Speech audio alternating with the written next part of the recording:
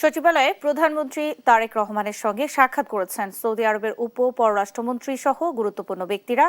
এ নিয়ে আরও জানাতে যুক্ত হচ্ছেন সহকর্মী সাইফুল রিপন। সাইফুল, প্রধানমন্ত্রীর আজকের কার্যক্রম সম্পর্কে আমাদের জানাবেন। ন্যান্সি, প্রধানমন্ত্রী তারেক রহমান সকাল থেকেই কিন্তু তার দিনের কর্মব্যস্ত যে দিন সেটি শুরু করেছেন এবং সকালে পানি ব্যবস্থাপনা বিষয়ক একটি সভা অনুষ্ঠিত হয়েছে এবং সেই সভায় সভাপতিত্ব করেছেন এবং এরপরে কিন্তু বেশ কয়েকটি গুরুত্বপূর্ণ সাক্ষাতে অংশগ্রহণ করেছেন প্রধানমন্ত্রী তারেক রহমান। এর মধ্যে ইতিমধ্যেই প্রধানমন্ত্রীর সাথে সাক্ষাৎ করেছেন যুক্তরাষ্ট্রের প্যাসিফিক নৌবহরের কমান্ডার অ্যাডমিরাল স্টেফেন টি ওয়েবকেলার এবং তার সাথে কিন্তু তখন বাংলাদেশে নিযুক্ত বাংলাদেশের রাষ্ট্রদূতও কিন্তু যুক্তরাষ্ট্রের রাষ্ট্রদূত ব্রেন্ট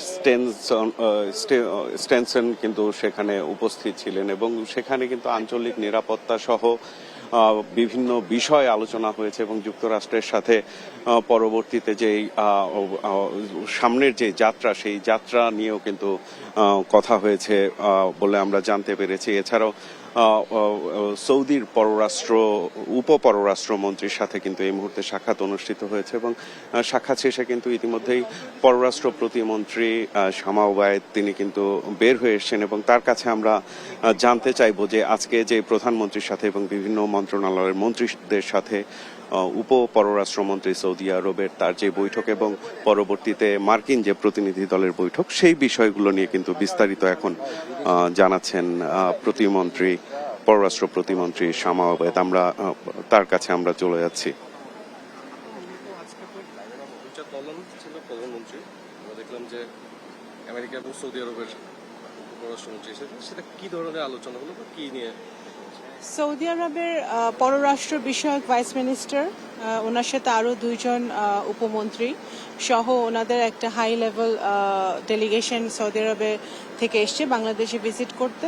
মূলত সৌদি আরবের সাথে বাংলাদেশের সম্পর্ক বর্তমানে বাংলাদেশে এই ফেব্রুয়ারি নির্বাচনের পরে একটি গণতান্ত্রিক সরকার গঠনের পরে ওরা বাংলাদেশ জাতীয়তাবাদী দলের সরকারের উপরে মাননীয় প্রধানমন্ত্রী জনাব তারেক রহমানের নেতৃত্বের উপর সম্পূর্ণ আস্থা জ্ঞাপন করেছেন এবং ওনারা আশা করছেন এবং বিশ্বাস করছেন যে এই সরকারের নেতৃত্বে অধীনে বাংলাদেশ সৌদি আরবের সম্পর্ক আরও উন্নত পর্যায়ে যাবে। আমাদের ভিতরে ওনারা খুবই আগ্রহী বিভিন্ন সেক্টরে বাংলাদেশে ইনভেস্টমেন্ট আনার এবং সেই ব্যাপারে মাননীয় প্রধানমন্ত্রীর সাথে ওনাদের বিশদ কথাবার্তা হয়েছে।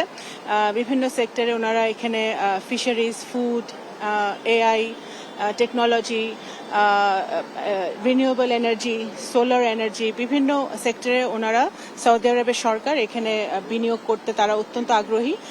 তারা মনে করে এখন বাংলাদেশে একটি স্থিতিশীল স্টেবল অবস্থা রয়েছে, বিনিয়োগ বান্ধব সরকার রয়েছে এবং এখানে এই যে যেই ডেলিগেশনটা এখন সফর করছে তারা সৌদি আরব থেকে সেই বার্তাটা নিয়ে আসছে এবং আমাদের খুবই শীঘ্রই এই বছরই একটি একটা মিটিং হবে, জয়েন্ট কনসালটেশন অন বিজনেস, যেটা সৌদি আরবে হবে, যেখানে আমাদের বোর্ড ইনভেস্টমেন্ট যে বিডার যে চেয়ারম্যান উনি নেতৃত্ব দিবেন এবং সৌদি আরবের তারা নেতৃত্ব দিবে এবং একই সাথে তাদের সাথে আমাদের পলিটিক্যাল কনসালটেশন হবে, জয়েন্ট ওয়ার্কিং গ্রুপের মিটিংটা হবে বাংলাদেশে খুবই শীঘ্রই এই বছর এবং এই সফরটি অত্যন্ত ফলপ্রসূ ছিল এবং মূলত তাদের এই উদ্দেশ্যটা ছিল আপনারা জানেন যে রিসেন্টলি গালফ ওয়ারে আমাদের বাংলাদেশি কিছু ভাইরা ওখানে নিহত হয়েছে সৌদি আরবে 3 জন, তাদের কথা ওনারা স্মরণ করেছেন এবং তাদের সম্পূর্ণ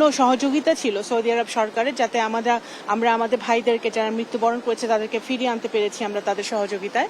তো আমাদের যারা ভাইরা আছে তারা যাতে নিরাপদে থাকে এবং আরও স্কিলস লেবার নেওয়ার কথা তারা ইচ্ছা প্রকাশ করেছে, আরও বাংলাদেশ আমাদের ভাইরা যেন ওখানে গিয়ে কাজ করতে পারে সেই কথাটা আলোচনা হয়েছে। তো সুতরাং সব মিলিয়ে অত্যন্ত ভালো সফর। প্রতিমন্ত্রী, আমরা সেই সৌদিতে অবস্থানরত রোহিঙ্গাদের বিষয়ে দীর্ঘদিন ধরে একটা বিষয় জট লেগেছিল, প্রায় 69,000 রোহিঙ্গার পাসপোর্ট চাচ্ছিল সৌদি সরকারের পক্ষ থেকে। সেই বিষয়টা নিয়ে কি কোনো আলোচনা হয়েছে? সে বিষয় নিয়ে আসলে খুব একটা আলোচনার অপেক্ষা রাখে না, কারণ এই বিষয়ে অলরেডি আমাদের মিশন যে সৌদি আরবে আছে জেদ্দা এরিয়াতে তারা এটা নিয়ে কাজ করছে এবং এটা অ্যাকচুয়ালি কোনো নতুন কোনো ইস্যু না, এটা মূলত এটা একটা সেটেলড ইস্যু। তো এটা নিয়ে অলরেডি আমাদের যারা বাংলাদেশে মিশনে আছে ওরা কর্মরত আছে এবং সৌদি আরবের সাথে তারা এটা নিয়ে যোগাযোগ আছে। প্রধানমন্ত্রীর সৌদি সফর নিয়ে কিছু জানিয়েছেন কিনা? প্রধানমন্ত্রীকে ওনারা মাননীয় প্রধানমন্ত্রীকে ওনারা আমন্ত্রণ জানিয়েছেন, আমরা ওনাদের ক্রাউন প্রিন্সকে আমন্ত্রণ জানিয়েছি। ইনশাল্লাহ সামনে সফর হবে আমাদের দুই দেশের মধ্যে, সেটা আমরা আশা করছি। ধন্যবাদ।